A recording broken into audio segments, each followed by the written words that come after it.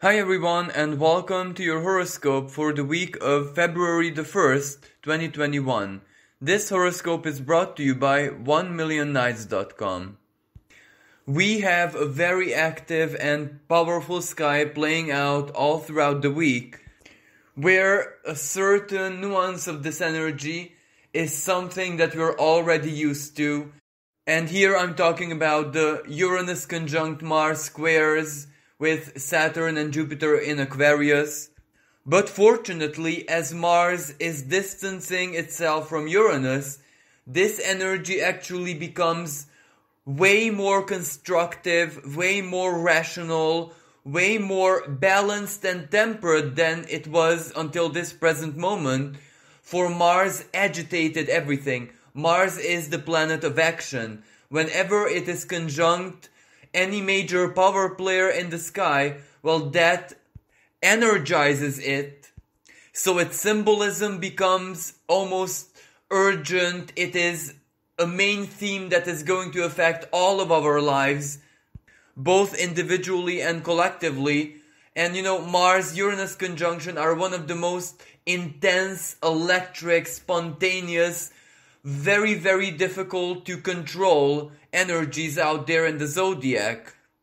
So not only has this caused a lot of chaos in our lives, regardless from which area or in which sense, but this chaos was also felt and experienced by us in the most intense way, leading to a sense of restlessness, agitation, anxiety, the imminent sense of urgency that we have to find solutions to all those problems right now, or we desire nothing more than stability, a time, an opportunity to just breathe and think things through. But naturally, none of this was available because things just kept twisting, turning, happening, just as a Russian roulette with the speed of lightning. So this aspect has caused a lot of unrest. So Mars distancing itself from Uranus is actually a good sign, because on its own, the Uranus-Saturn square and of course the Uranus and Jupiter squares are not as conflictual, are not as intense. And naturally, if you're just talking about the Uranus and Saturn square, so Uranus is the new. It is the new value system. It is whatever we have to achieve in the future. And Saturn is the old, the traditional custom rules, regulations, limitations. So basically this square is out with the old and in with the new. But it is not as simple as I make it out to be, because it also involves that there are many parts of the old which are really, really valuable, and we have to preserve those. We have to save those and give them a new format. This is what Saturn requires us to do. So it's not really opposing out with the old, but it's rather inviting us to do it with great diligence. While Uranus is very, very quick. It wants the new right now. It doesn't have patience. But this is where the symbolism of these two planets meet in tension, so they have to find a middle way. Both Saturn and Uranus in this case have to have their portion of the manifestation, and that takes a lot of time. And that is exactly why these squares are going to be active 3 times. The first time is definitely going to be very, very soon in February. 17th of February to be more precise. Then another square will perfect itself in the summer, 14th of June. And the final one takes place on the 24th of December 2021. So these are going to be major key moments when the theme is going to be out with the old and in with the new. But out of all of these 3 meetings in the sky, it is the February one, so 17th of February, which is the most important, the most urgent and intense. Because Mars has not left the sign of Taurus yet. And also another big reason is that everything that took place in 2020 is still part of our lives. So it is still in a very direct manner here. Let's say the virus, the rules, the limitations, the legislative part of the deal, which still affect our lives a lot. And of course Saturn is also work. So all of the limitations which stop us from performing our activities, our duties, or getting in life where we need to be. And because all of these things are very fresh, because they just happened last year, how we feel about them, that we are so sick and tired of them, that is another part of the deal. But the energy itself is not that very new. So that's why this very first square in February is going to be the most intense. Chances are the same square in June and in December are going to be much more solution oriented, as in we will already have a crystal clear, a logical, rational solution which makes a lot of sense, and we're going to be working towards implementing them. And that is where, the opposition might be some people who are against those solutions, those ways of fixing things, solving things, the resolution. So it is going to be much more like a huge ideological battle of opinions, principles, even modus operandi. But now in February, of course, this is still part of the deal, but the opinions are going to clash in a very intense, aggressive, intolerant way. And at the same time, Uranus and all the Aquarian planets, they speak about liberty, equality, equity, and these are things which are very, very urgent. So of course people are focusing on these the most. And when people focus on these the most, in the sense that they do not have these in their lives and they're not experiencing equality and equity, humanitarianism, so of course they're willing to fight for these, they're willing to stand up for themselves. But as I said, this part of the energy is nothing new, we're already used to it. So the very beginning of the week might be a very pleasant surprise, because the moon holds trines with the Aquarian planets, and trines are celestial conversations of supreme harmony, they're blessings. Something might delight our souls, our feelings. Maybe we will have a lot of nice gestures, words, comments, anything really, from certain people in our lives, partners, associates. It can also be inspiration, where some people just inspire us. And at the same time, it can also be really intense new beginnings, where someone surprisingly just pops up in our life in order to help us, in order to give us a means to progress with our future hopes and dreams, wishes, desires. And of course, the moon is going to hold the trine with Jupiter as well, so it can be a really lucky energy. These trines start on the 1st and get more intense as they perfect themselves on the 2nd. But at the same time, we also have a very powerful energy shift. Actually two. One of them is Venus finally moving into the sign of Aquarius, so leaving Capricorn. And this puts a totally different kind of emphasis on the sign of Capricorn, because at that time we have Venus, Saturn, Jupiter, and of course Mercury in there. So that's a huge number of planets. The emphasis is definitely going to be placed on Aquarius.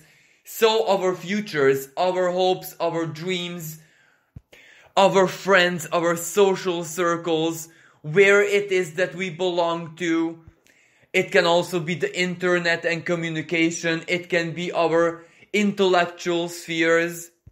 And as I said, it can also be the principles of equality, equity, justice, fairness, humanitarianism, compassion, etc. And of course, one of the biggest keywords is freedom.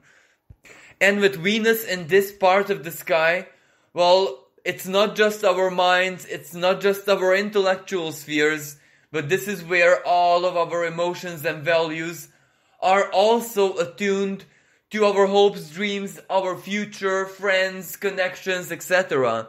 So this gives this very, very strong and intense and almost dominant Aquarian energy even more strength. And of course, the other energy shift also takes place in the sign of Aquarius. We are just at the beginning of February, just as we enter the gate in this new month. Mercury has gone retrograde. So this is the beginning of this Mercury retrograde season, which ends on the 22nd of February.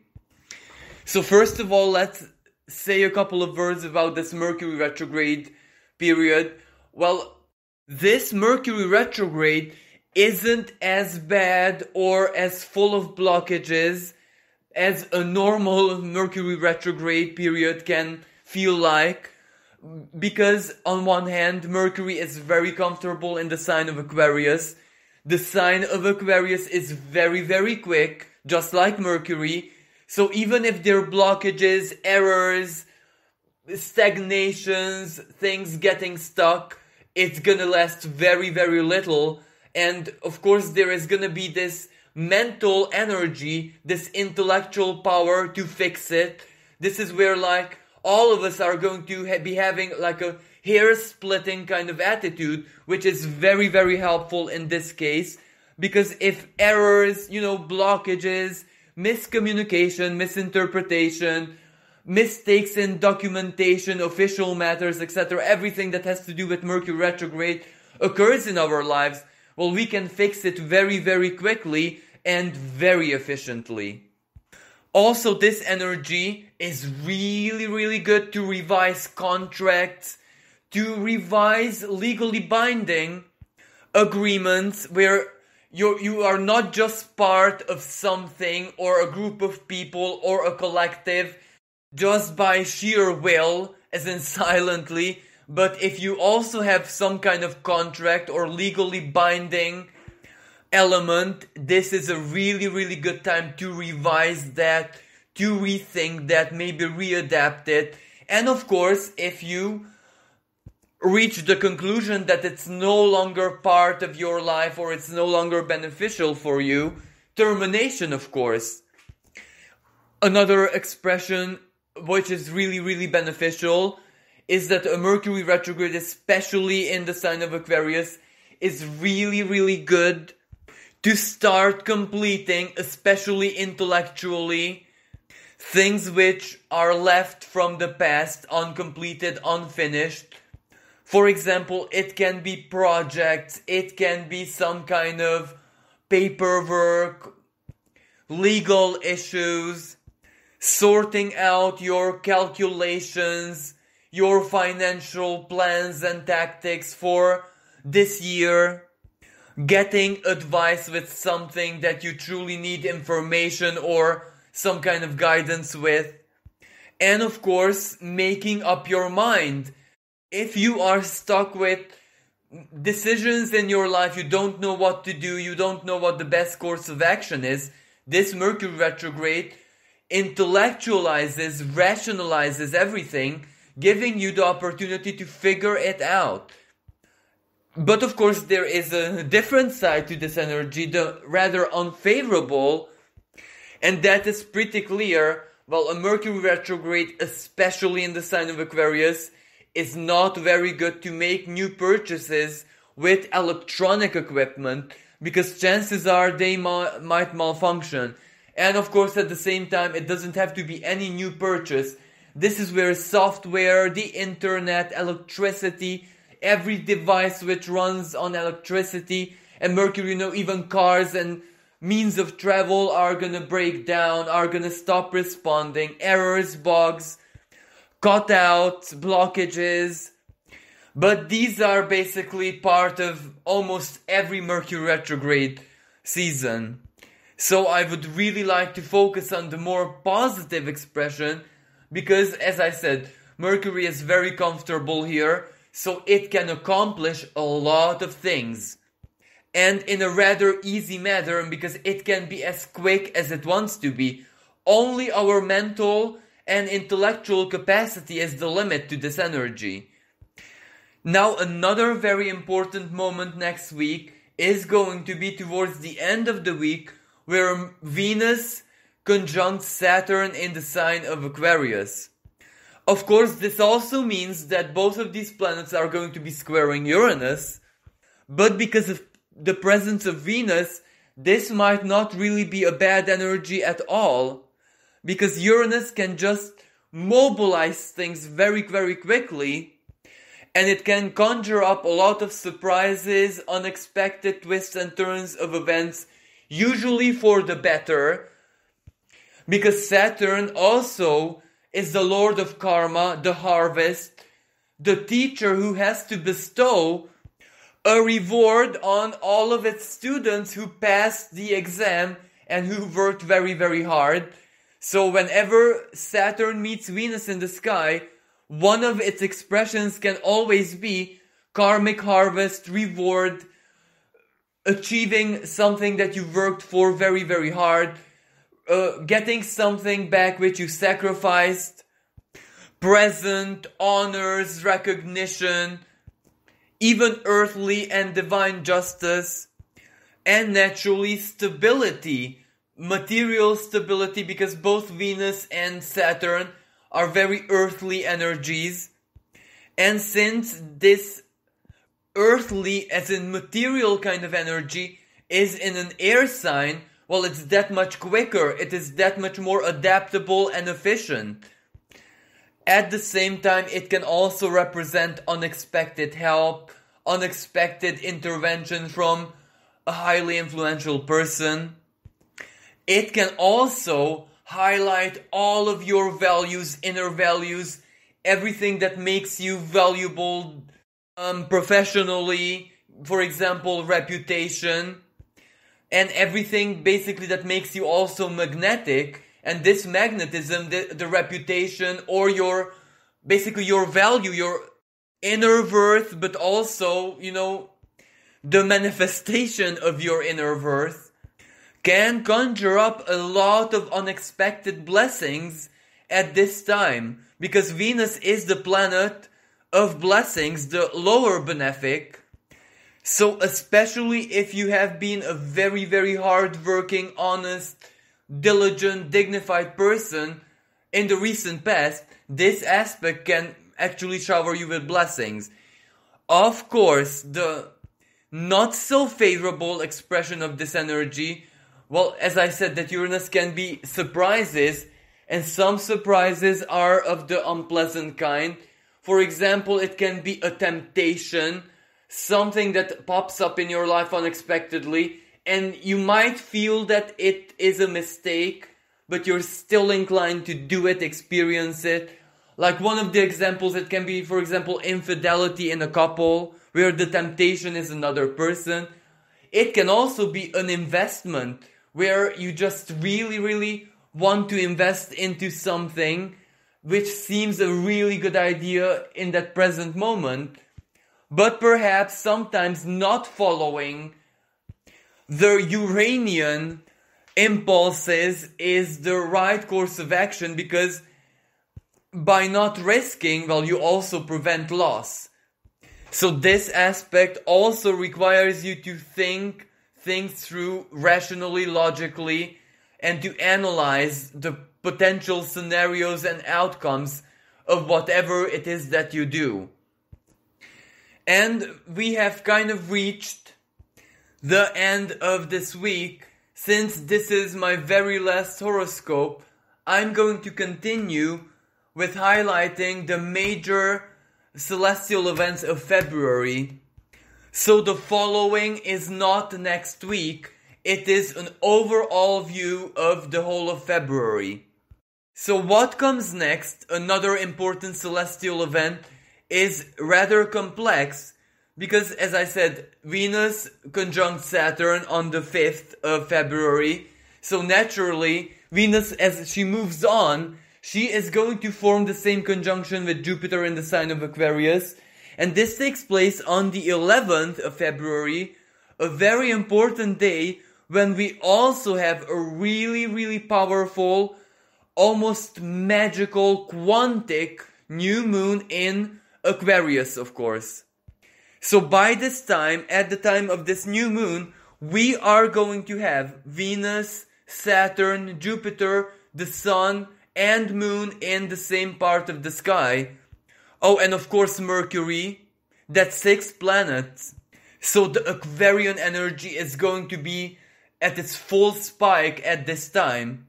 And also this new moon is going to form a conjunction with Mercury retrograde, and it is also going to be touching this Venus-Jupiter conjunction. So this can be a very, very, very lucky energy, because in its own, Venus and Jupiter together, the great and lower benefic, bestower of blessings, planets of good fortune, Venus money, Jupiter miracles and blessing. So whenever Jupiter and Venus meet in the sky once every year, well, it is one of the luckiest days of that year.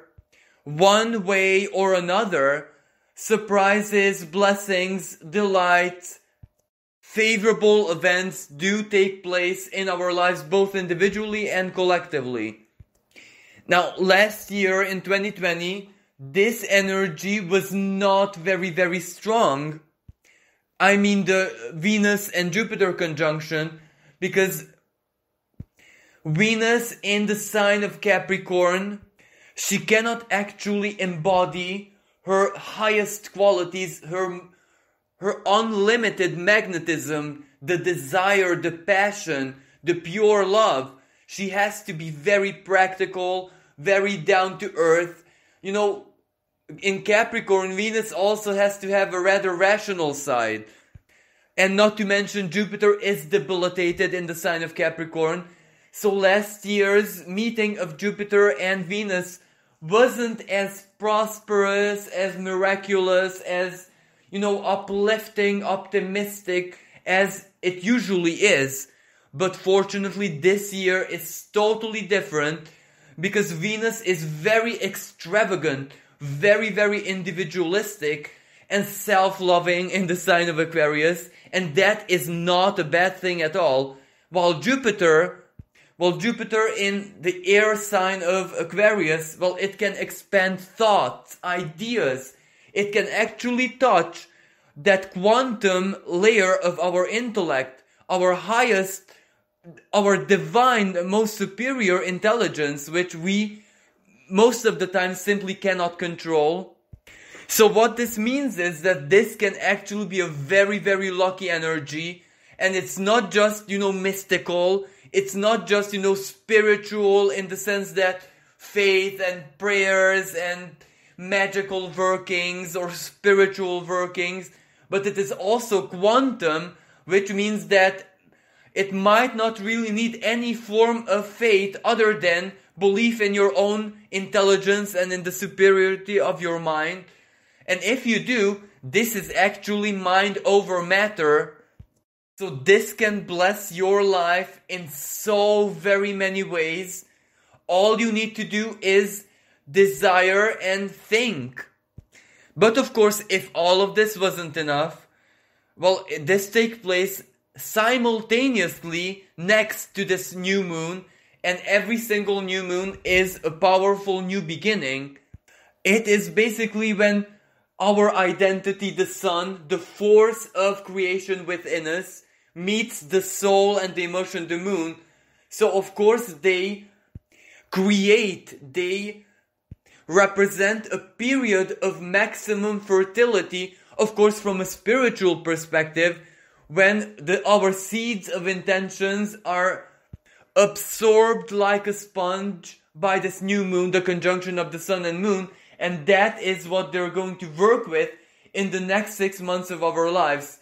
So if any new moon is a really good period for planting seeds of intention, of focusing on things that we want to attract in our lives or create, etc. well then this one is one of the most powerful ones, because as I said, it's not just spiritual, it's rather quantic, and quantic has no limits. In a quantum reality, absolutely anything is possible, and Aquarius is all about that. It is the future, it is the infinity of the intellect, of the mind, of ingenuity. So use this energy well, however you wish. Just plant seeds for your future, even the long distance future, because this can be quite miraculous. And of course, even the number 11 in numerology, it is one of the most mystical numbers. You know, 1 and 1. One of those ones is you, your sovereignty, your being, and the other one can be the universe where the two of you meet in intention, and something wonderful is created through the meeting of your human mind and the divine mind. And since Mercury retrograde is also part of the celestial conversation, well, what a good energy this is, not just for the future, but to find solutions to everything that is still pending in your life. And you know, Venus is the goddess of love. So this energy is also really good for new partnerships to form, for people to find each other, because Aquarius is also our friends and connections. Even if that partnership isn't romantic in nature, well, whoever might enter your life at this time may be someone who is going to be really, really valuable in your future. But of course, Venus can also be romance and love in the classical sense. And this is where Mercury retrograde is also really good, because if someone owes you a communication, someone owes you an explanation, someone owes you a form of self-expression, well, this energy can make it happen. And if that someone is someone, let's say, who admires you from the distance, they might just decide to communicate and tell you how they feel. And this many times can create new bonds, new partnerships, new relationships. Then another important moment is the 22nd of February, when Mercury stands still in the sky and goes direct. By that time, all of us should have new plans, or better said, maybe the word new is not the best to describe this energy. It is more like new in the sense that improved, perfected, completed, refined. So that is going to represent the energy when we're invited to actually start doing it, start accomplishing it, start executing our own plans, choices, decisions. Then on the 25th of February, Venus moves into the sign of Pisces, and this is also a really good energy because Venus is exalted in the sign of Pisces. This is where she becomes her most romantic, dreamy, spiritual, loving, unconditional self. This is where Venus has no bounds. And then a next important moment is the 27th of February, when we have the full moon, February's full moon, taking place in the sign of Virgo. And this is also a really positive energy, because the moon holds a trine with Uranus. And that means surprises, revelations, the deepest spiritual states experienced here in matter, because Virgo is matter, it is earth, it is mutable earth energy, so it is very down to earth, practical, physical, real, while the sun is in the sign of Pisces, ethereal, dreamy, the depths of our unconscious. So this can be a moment where our spiritual activities, our altered state of consciousness, etc. is at its peak. And with Uranus, well, that can represent miraculous surprises in the sense that maybe we have the chance to witness and experience the ethereal everything that we might think at that time that is just something inside of us, a dream or a fantasy maybe, it can become quite real. And Virgo and both Pisces in their own unique way are also energies of sacrifice.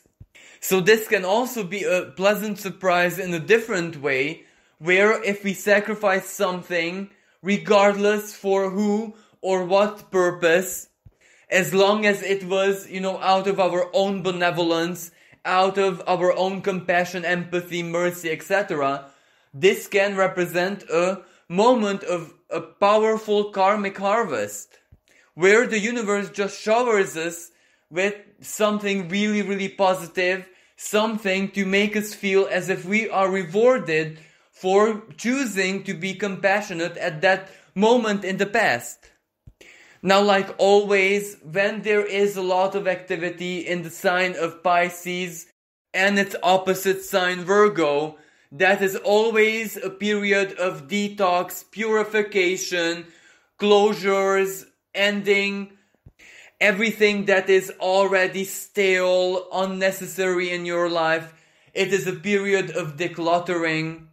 It is a period when we are called to adapt a much healthier, better, more improved lifestyle, to quit addictions, to get our lives back on track, both, psychologically, Pisces, and also materially, Virgo.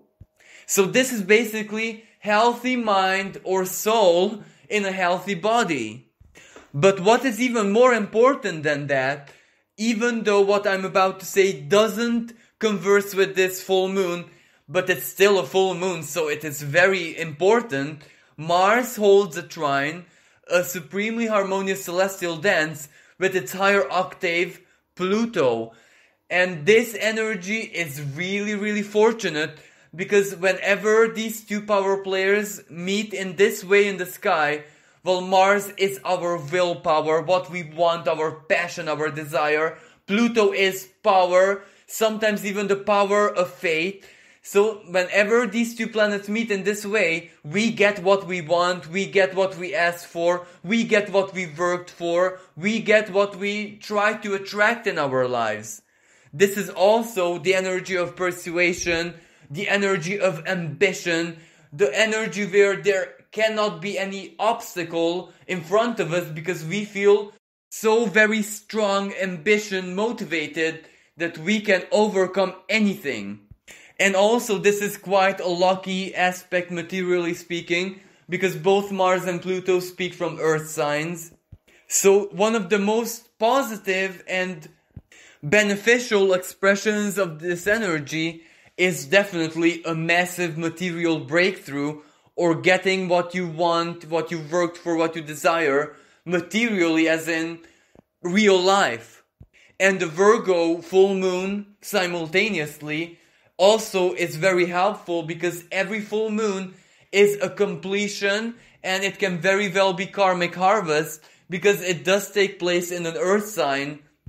And also later on, the moon, as it goes further into Virgo, will hold a trine both with Uranus and Mars, and that is already a grand trine, a big blessing. So this can be quite a positive and profoundly healing new moon, full moon, both physically, psychologically, spiritually, and materially as well.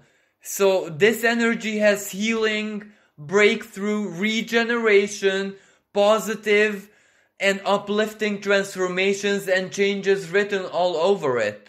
This might be that very energy which starts making everything better.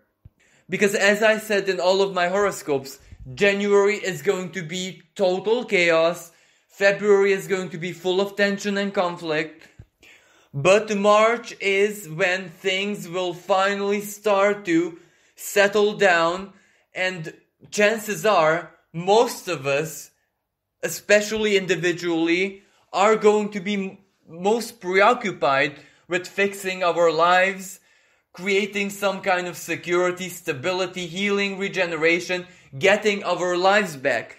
This isn't where we want the same normality as we once had, but we want some kind of normality which makes sense, which is stable, and which is not going to be something totally else tomorrow because law changes, because the COVID situation gets out of hand, or because a politician has a bad day. This is where we are not just going to be desiring stability, but also willing to sacrifice everything it takes to keep it, to preserve it. Because I know that we have a very active Uranus, and that means out of the comfort zone, out of security, chaos, work with the unpredictable, adapt, go with the flow. Yes, absolutely, but we will have Uranus here until 2026. So we already get the major idea, but at the same time, we need some kind of stability and comfort, because comfort is not a bad thing, even though it means totally different things for different people, but we still need comfort to act. We need comfort to fully embody our inner strength and to take action. I'm not saying that sometimes the very best choices and actions in life are not made out of a situation of crisis, so exactly Uranus, when we have to leave our comfort zones or risk or etc. But neither can we live our lives every single day like that. So what I'm trying to say here is we do need some kind of normality, we need some kind of routine, we need something to ground us. And that is exactly what we're gonna try our hardest to do starting from March. It is not just an inner call, it is also an urgent necessity. So it's also very rational. And of course, as I said in my previous horoscopes, things are gonna get significantly better starting from May, when Jupiter finally dips into its ancient ruling sign of Pisces, a place in the sky where Jupiter can bring forward its most miraculous, its most mystical, dreamy and optimistic qualities. So that is a time of regeneration, of healing, of forgetting the pains of the past, and just really looking forward to the present and the future. And what's even more important, we are a generation, those of us who are alive here today, who can experience the energy of both Jupiter and Neptune being in their own ruling signs simultaneously.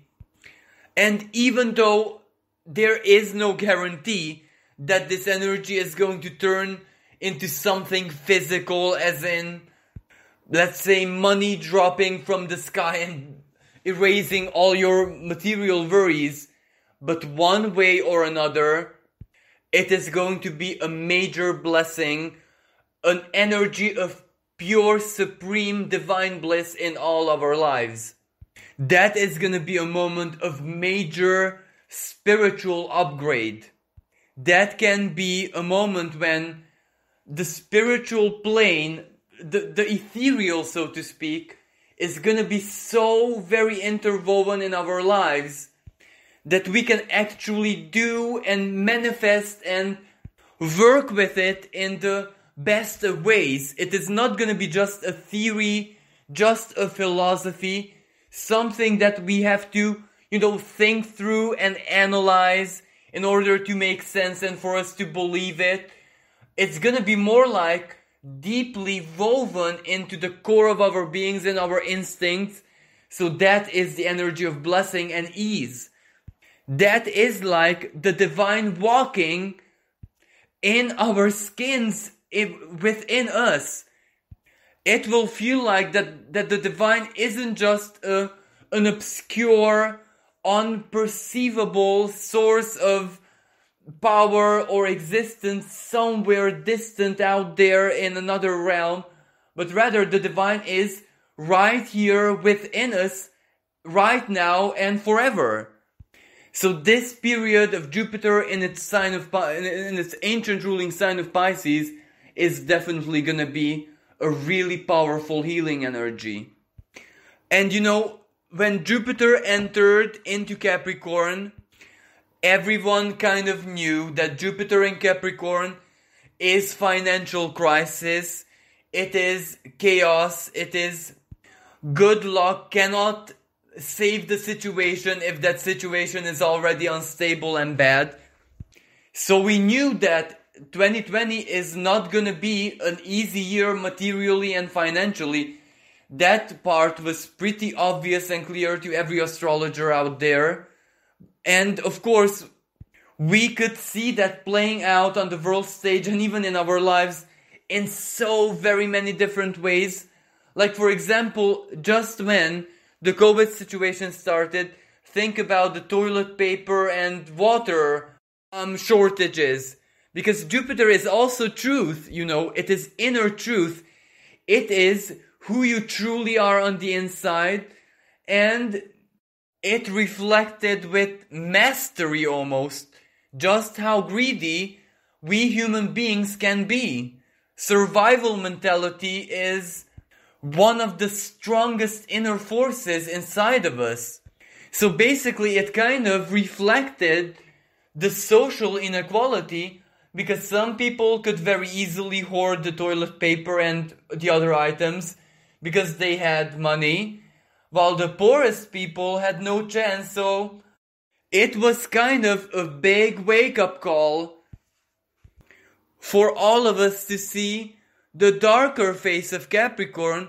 Stability and security is one thing, but excess and greed is a totally other one. Because those people who hoarded a lot of items were not really protecting their physical well-being, their bodies, their survival. They were protecting their excess. They were protecting their rich and comfortable lifestyle. And that Jupiter highlighted that it's not okay. And let's just take a look at now when it entered Aquarius. What is the truth that it is showing us? Well, first of all, it is showing us that the internet is one of the biggest blessings that humankind could have achieved. It is basically the manifestation, literally, of our collective consciousness, the data bank of our species, which is not physical, material, not real in the sense that it's susceptible to an end, because information is eternal. So who we are, what we have accomplished all throughout our history is stored as information. And that is a big blessing. But of course, it also highlights that how very, very toxic, enslaving, manipulative, deceptive social media and all the psychological tactics, adverts, opinions can be.